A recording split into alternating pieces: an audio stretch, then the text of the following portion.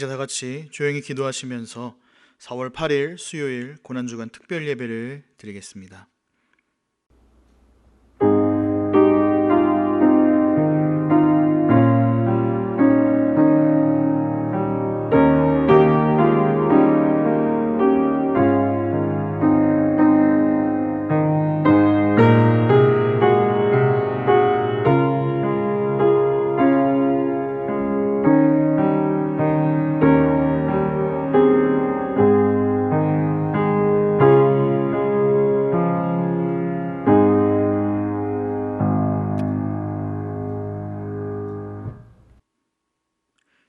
우리가 아직 죄인 되었을 때에 그리스도께서 우리를 위하여 죽으심으로 하나님께서 우리에 대한 자기의 사랑을 확증하셨느니라. 사랑의 하나님 아버지, 감사합니다. 오늘 고난주간 셋째 날 아침 우리를 위해 받으신 주님의 고난을 기억하면서 하나님께 나아갑니다. 우리를 위하여 독생자를 내어주신 하나님 사랑이 이 시간 우리에게 함께하여 주셔서 우리를 위해 고난받으시고 죽으신 그 주님을 기억하고 고난과 희생에 감사드리는 예배가 되게 하여 주시며 하나님의 한없으신 사랑을 깊이 누리는 귀한 시간 되게 하여 주시옵소서. 예수 그리스도의 이름으로 기도드립니다. 아멘. 우리 다 같이 찬송가 461장 십자가를 질 수 있나 찬양하시겠습니다.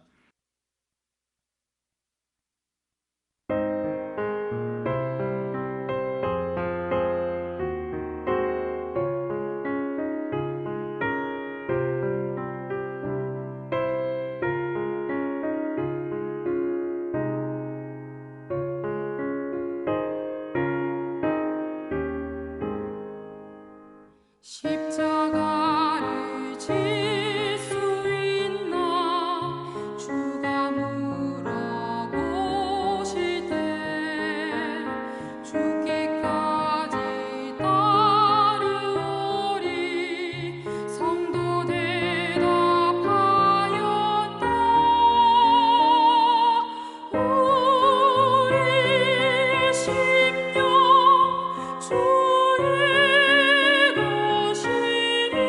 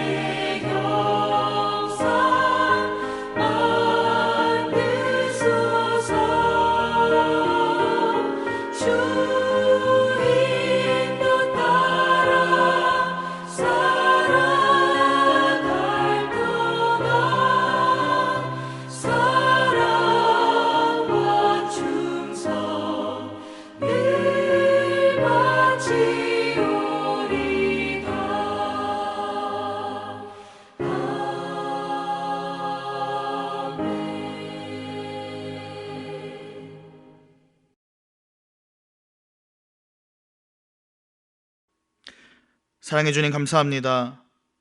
우리가 모일 수 없지만 각 처소에서 하나님께 예배할 수 있도록 하여 주심에 감사합니다. 무엇보다도 고난주간을 통해 주님을 더욱 생각하고 묵상할 수 있게 하여 주심에 감사드립니다. 고난주간의 기간 동안 우리가 더욱 십자가를 마음에 새기는 시간이 되게 하여 주시옵시고, 갈보리의 십자가의 길을 따라가는 귀한 변화의 시간들이 되게 하여 주시옵소서. 감사를 드리오며 예수님의 이름으로 기도했습니다. 아멘.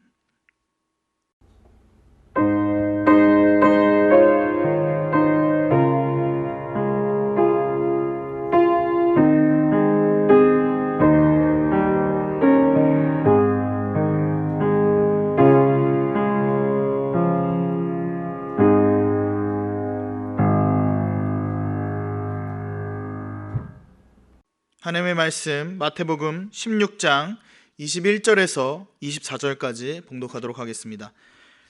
이때로부터 예수 그리스도께서 자기가 예루살렘에 올라가 장로들과 대제사장들과 서기관들에게 많은 고난을 받고 죽임을 당하고 제3일에 살아나야 할 것을 제자들에게 비로소 나타내시니, 베드로가 예수를 붙들고 항변하여 이르되 주여 그리 마옵소서, 이 일이 결코 주께 미치지 아니하리이다.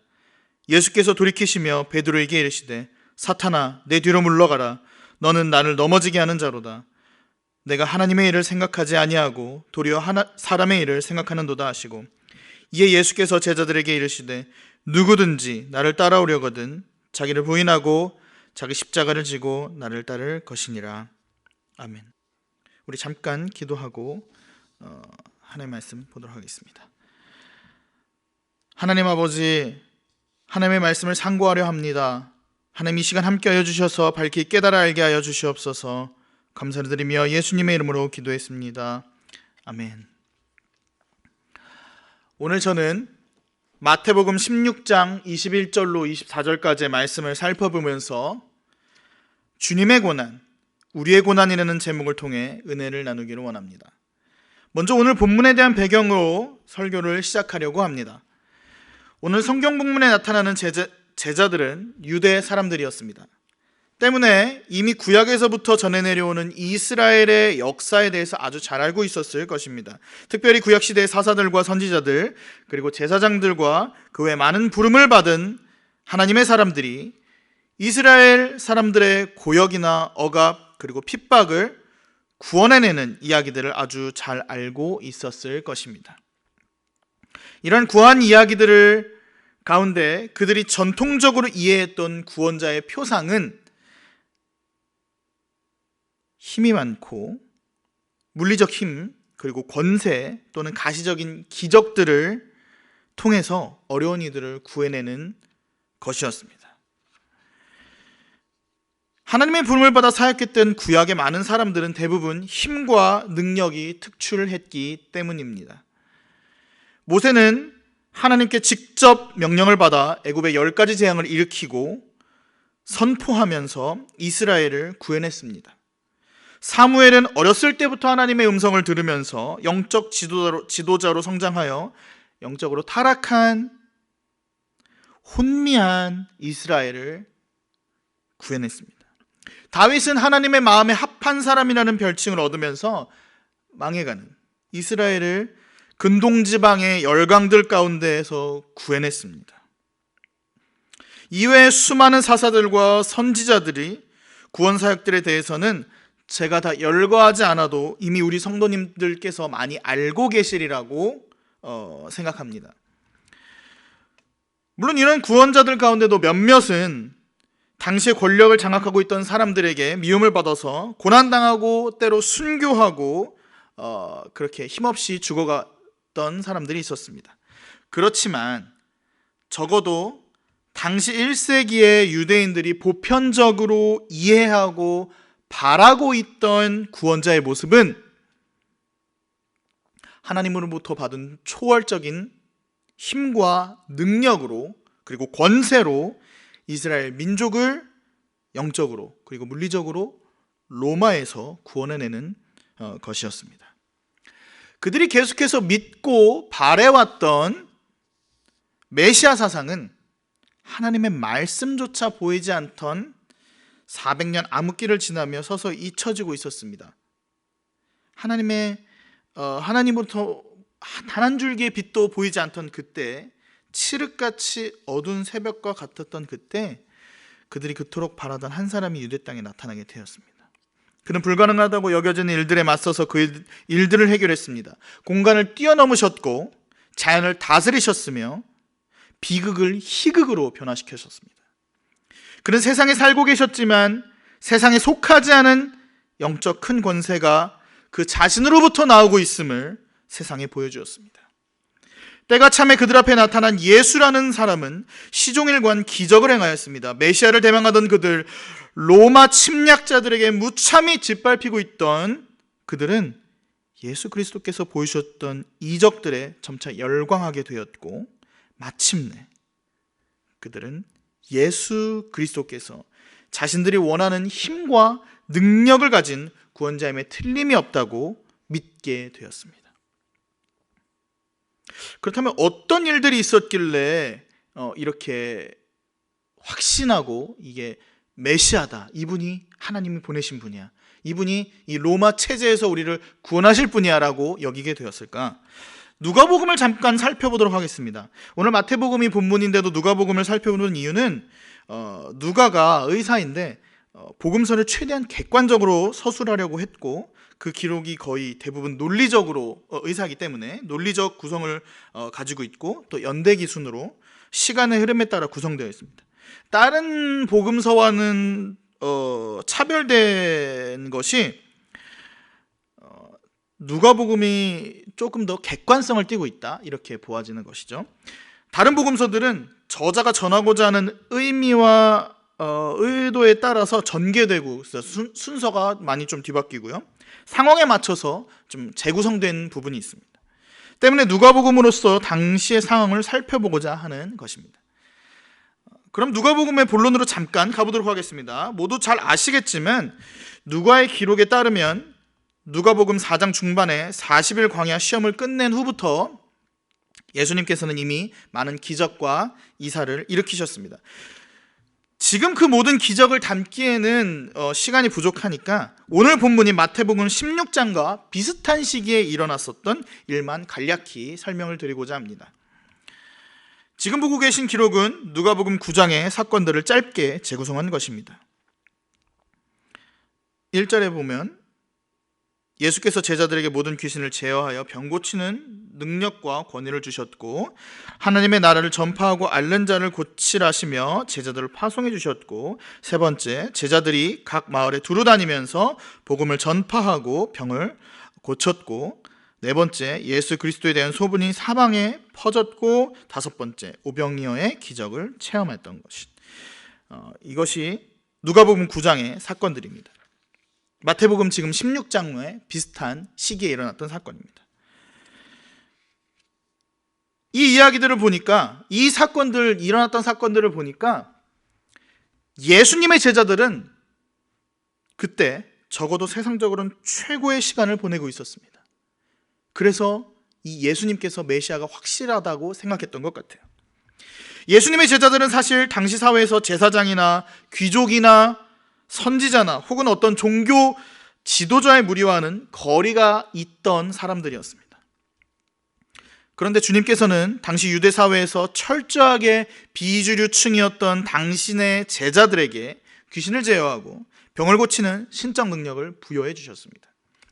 덧붙이자면 1세기 당시에도 의사가 있었지만 종교적으로는 당시 사회의 최고 유력 계층이었던 제사장만이 병자의 환부를 살피고 죄의 유무를 판결하여 주는 것이 관례였습니다. 그러나 이런 특권을 가지고 있던 제사장들조차 실상 병을 낫게 할 능력은 없었습니다. 유대인들은 이러한 치유 행위가 오직 생사화목을 주장하시는 하나님만이 행하실 수 있는 것이라고 굳게 믿고 있었습니다. 그런데 이런 상황 앞에서 제자들이 치유의 신적 능력을 얻게 되었습니다. 자신들이 따르는 위대한 스승, 메시아라고 여기는 이가 그의 권위를 직접 위임하고 자신들을 파송했습니다. 그뿐만이 아니었습니다. 각기 떠났던 마을에 이르러 복음을 전하자 그 복음을 받아들이는 사람들이 속속들이 생겨나기 시작했고, 많은 병자들의 병이 자신들의 눈앞에서 자신들에 의해서 고쳐지는 것을 스스로 목격하게 되었습니다. 조금 전에도 말씀드렸지만 병을 낫게 하는 것은 신의 영역이라고 여겼던 고대의 관점에서 본다면, 당시에 주님의 제자들이 얼마나 놀라고 기쁘고 즐겁고 황홀했을지 조금이나마 짐작하실 수 있으실 것입니다. 이제 자신들의 이름과 자신들의 했던 모든 일들이 세상에 전면적으로 드러났습니다. 그 소문이 얼마나 대단했던지 누가복음 9장 7절의 표현을 빌자면, 분봉왕 헤롯이 이 모든 일을 듣고 심히 당황하나니 라고 표현되어 있습니다. 당시 그들의 사역이 엄청난 사건들이었기 때문에 관할 지역의 지도자였던 헤롯에게까지 그 사역의 모든 사실 여부가 소상하게 알려지게 된 것입니다. 그리고 당황하게 되었다고 표현했던 것입니다. 그뿐만이 아니었습니다. 무리라고밖에 표현할 수 없는 수를 세기 힘든 많은 사람들의 먹거리의 문제를 단숨에 해결하셨습니다. 이스라엘 군중에게 이렇게 영향력 있게 자신을 드러내 볼 수가 없는 기적이었습니다. 대중의 먹거리 문제를 해결할 수 있다면 대중들이 자신의 편에 서는 것은 당연한 결과입니다. 그리고 대중들이 자신들을 지지해 준다면 그 대중들의 지지를 얻어 로마 사회를 뒤엎고 위대한 메시아 왕국을 이룩하는 것이 결코 큰 문제가 아니라고 그렇게 여겼을 것입니다. 한 발 더 나아가서 제자들은 그 메시아 왕국에서 이제 한 자리씩 차지할 심산이 있었을 것입니다. 그들이 스스로 느끼기에 그들은 더 이상 이제 아웃사이더가 아닙니다. 그들은 도래할 메시아 시대의 주인공이 되기를 기대하고 있었습니다. 오늘의 본문 마태복음 16장 20절 직전까지의 내용은 이렇게 주님께서 유대 지역에서 등장하시고 제자들과 함께 메시아 왕국을 건설할 것만 같은 모습을 그리고 있습니다. 그런데 놀랍게도 이런 성공과도를 달리고 있는 그때, 아마도 제자들에게는 메시아 왕국이 손에 잡힐 것처럼 가까이 느껴졌을 그때에 주님께서는 갑자기 자신의 고난과 죽음을 이야기하셨습니다. 이 이야기가 그들에게 얼마나 충격적이었던지 베드로는 이 말씀을 한 자신의 스승을 꾸짖기까지 합니다. 16장 22절에 이렇게 기록되어 있습니다. 베드로가 예수를 붙들고 항변하여 이르되 주여 그리 마옵소서, 이 일이 결코 주께 미치지 아니하리이다. 우리가 가지고 있는 개역 성경에서는 베드로가 예수님께 한 행동이 항변이라는 단어로 비교적 점잖게 표현되어 있습니다. 근데 이게 헬라어 사전을 제가 찾아보니까 이 항변하다라는 말의 헬라어식 표현은 사실 상대방의 의견에 강하게 반대하는 표현을 나타내는 단어였습니다. 우리말로 굳이 번역하자면 비난하다, 꾸짖다, 책망하다 또는 훈계하다, 엄격하게 따지다 라는 뜻으로 이해할 수가 있을 것입니다. 자신들이 설계해 놓은 메시아 왕국의 모든 계획이 수포로 돌아가자 베드로는 참지 못하고 자신의 스승을 비난하고 꾸짖고 책망하고 훈계하고 엄격하게 따졌던 것입니다. 그러자 그때 그 스승 예수 그리스도께서 그 제자를 다시 꾸짖으시면서 이렇게 말씀하셨습니다. 마태복음 16장 23절입니다. 같이 읽어보도록 하겠습니다. 시작. 예수께서 돌이키시며 베드로에게 이르시되 사탄아 내 뒤로 물러가라. 너는 나를 넘어지게 하는 자로다. 내가 하나님의 일을 생각하지 아니하고 도리어 사람의 일을 생각하는도다 하시고, 예수님께서 하신 말씀은 그가 짊어지실 고난에 대한 의미심장한 말씀이셨습니다. 내가 하나님의 일을 생각하지 아니하고 도리어 사람의 일을 생각하는도다 라는 말씀을 통해서 주님께서는 당신께서 당하실 고난과 죽음이 하나님의 일이라는 것을, 그것이 하나님께서 원하시는 뜻이라는 것을 제자들에게 선포하신 것입니다. 자신의 욕망의 일을 계획하고 있던 제자들을 흔들어 깨우신 것입니다. 그렇다면 하나님께서 예수님께 원하셨던 그 일은 무엇인가? 이것에 대해 이사야 53장은 다음과 같이 표현하고 있습니다. 53장, 이사야 53장 4절부터 6절 그리고 10절부터 11절을 읽도록 하겠습니다. 시작. 그는 실로 우리의 질고를 지고 우리의 슬픔을 당하였거늘 우리는 생각하기를 그는 징벌을 받아 하나님께 맞으며 고난을 당한다 하였노라. 그가 찔림은 우리의 허물 때문이요 그가 상함은 우리의 죄악 때문이라. 그가 징계를 받음으로 우리는 평화를 누리고 그가 채찍에 맞음으로 우리는 나음을 받았도다. 우리는 다 양 같아서 그릇 행하여 각기 제 길로 갔거늘 여호와께서는 우리 모두의 죄악을 그에게 담당시키셨도다. 10절과 11절입니다. 여호와께서 그에게 상함을 받게 하시기를 원하사 질고를 당하게 하셨은즉 그가 영혼을 속건제물로 드리기에 이르면 그가 씨를 보게 되며 그의 날은 길 것이요 또 그의 손으로 여호와께서 기뻐하시는 뜻을 성취하리로다. 그가 자기 영혼의 수고한 것을 보고 만족하게 여길 것이라. 나의 의로운 종이 자기 지식으로 많은 사람을 의롭게 하며 또한 그들의 죄악을 친히 담당하리로다. 하나님께서는 우리의 병과 슬픔을 거두어 예수 그리스도의 고난에 던져 넣으셨습니다. 하나님께서는 우리의 허물과 죄악을 거두어 예수 그리스도의 고난에 던져 넣으셨습니다. 하나님께서는 우리의 모두 죄악을 거두어 예수 그리스도의 고난에 던져 넣으셨습니다. 하나님의 일, 즉 하나님의 원하시는 뜻은 예수 그리스도께서 우리의 모든 죄와 슬픔과 고난과 병을 대신 짊어지고 고난받는 것이었습니다. 우리가 어찌할 수 없는 그 일을 예수님께서 온전히 맡으신 것입니다. 우리는 지금 고난주간을 지나고 있습니다. 고난주간을 맞이하는 우리는 주님의 고난을 우리의 고난 삼아 그 고난에 참여하기를 원합니다. 그러나 우리는 그 의미를 혼동해서는 안 됩니다. 우리가 주님의 고난에 동참한다는 것은 나의 어떤 경건 행위를 통해서 예수님의 고난을 함께 받는다라는 뜻이 아닙니다. 예수 그리스도께서 우리를 위하여 죽으신 십자가 고난은 내가 동참할 수 있는 성격의 사건이 전혀 아닙니다. 만약 예수님의 십자가가 내가 동참할 수 있는 성격의 것이었다면 예수님이 우리 대신 십자가를 지실 필요가 없었을 것입니다. 십자가 고난은 오로지 나를 위해 홀로 감당하셔야 했던 죄 없으신 예수님만의 사역이십니다. 우리가 예수님의 고난에 동참한다는 것, 그리고 그것을 우리의 고난으로 삼는다는 것은 십자가 고난의 은혜를 받은 사람으로서 나도 나의 십자가를 지고 예수님을 따르는 삶을 사는 것을 의미합니다.